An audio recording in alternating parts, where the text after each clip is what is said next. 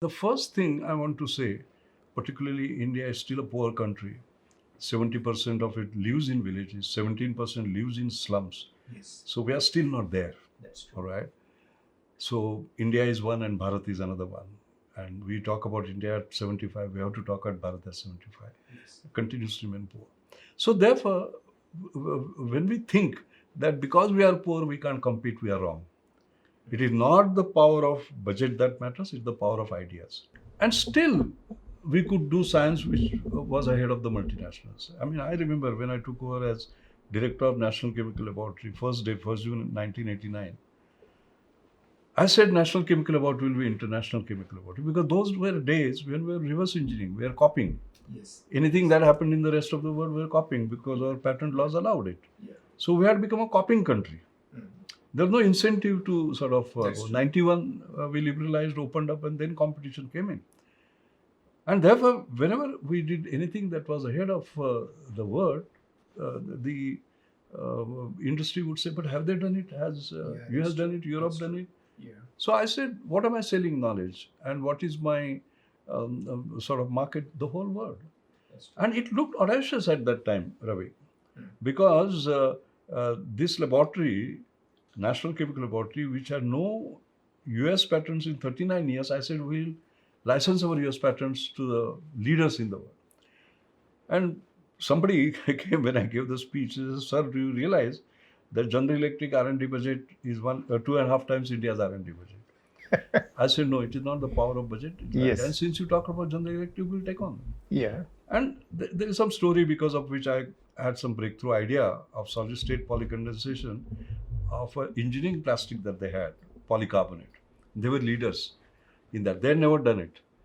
And we did it, we patented it basically, and we licensed 3 patents for close to $1 million Yeah, in 1993, showing for the first time that it is the power of ideas that that's matters, true. not the power of budget. So that's the first thing.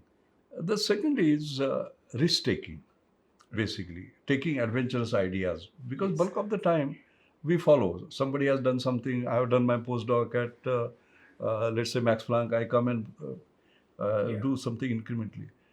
But in science, risk taking is very important, audacious ideas, etc. So I did number of experiments. For example, in National Chemical Laboratory, I created a kite flying fund. Kite flying means idea one in yeah, 100. yeah, So let your imagination be wild. Think of what is impossible and try to make it possible, yeah, etc. Failure is something that we worry about in India. But I describe fail, FAIL, as first attempt in learning. yeah, All right. So risk taking is very important. The other thing is borderlessness, because we say chemistry, biology, etc. But the new word is going to be borderless. In fact, I have a lecture called P.V. Dancourt's Memorial Lecture on borderlessness and how the different borders between science, different sciences are sort of disappearing. Between engineering and science are basically disappearing. A lot of my work is on borderlessness. yes, For example, I was a visiting professor at Harvard, and we had multidisciplinary sort of interaction. For example, when you take a cancer drug, you don't know how it is working because then every month you take some yeah, indirect measurement and find no.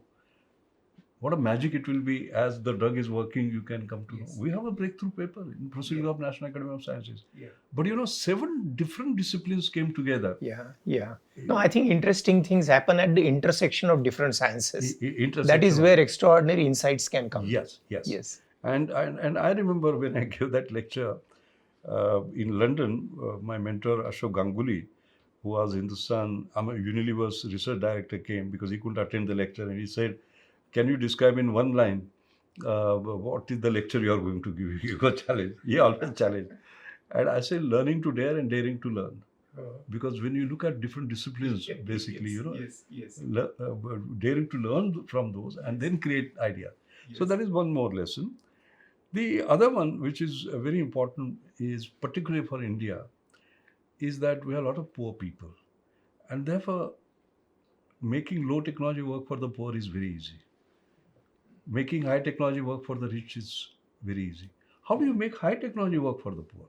Yes. So Yes. inclusion is very important. So can you do the science that helps the poor, as a Yes. matter of fact? So I think in brief, I would say that power of ideas, not budget. No difference between scientific and industrial research. Science Yes. is application. Inclusion, most important. Risk taking, most important. And thinking borderless. I would say my own science Yes. is these These five are the- lessons. yeah,